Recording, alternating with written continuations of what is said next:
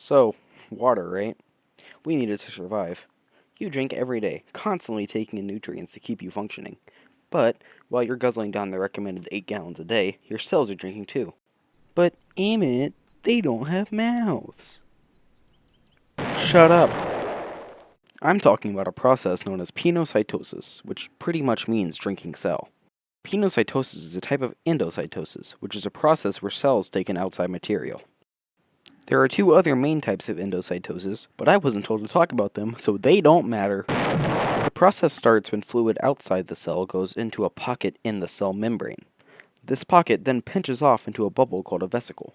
Think of it like blowing soap through a bubble wand, except instead of releasing it into the air, you're releasing it into a bigger bubble with a lot more stuff inside.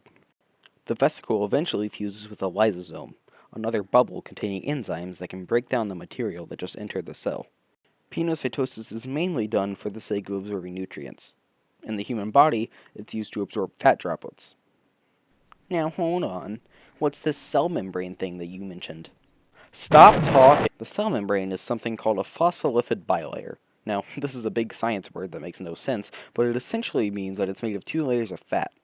These layers form a plasma membrane, which refers to the walls that surround parts of a cell.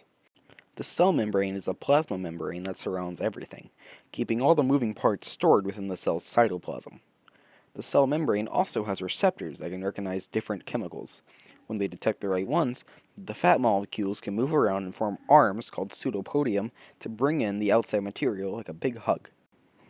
But wait, wouldn't pinching off all those chunks of cell membrane make the cell smaller? Endocytosis isn't the only way a cell interacts with its environment. Exocytosis is a process that works pretty much the opposite way. It's worth mentioning that vesicles and other parts of a cell don't just move around randomly. Cells have structure to them that can act as tracks for things to move on. Using these tracks, materials inside the cell are transported in vesicles to the cell membrane. The vesicle then merges with the membrane, causing the materials inside to leave the cell. This can be done to get rid of waste, transport material to other cells, etc. The constant endo and exocytosis balance each other out, so the cell maintains a stable size. These are just some of the many things happening in a cell at any given time.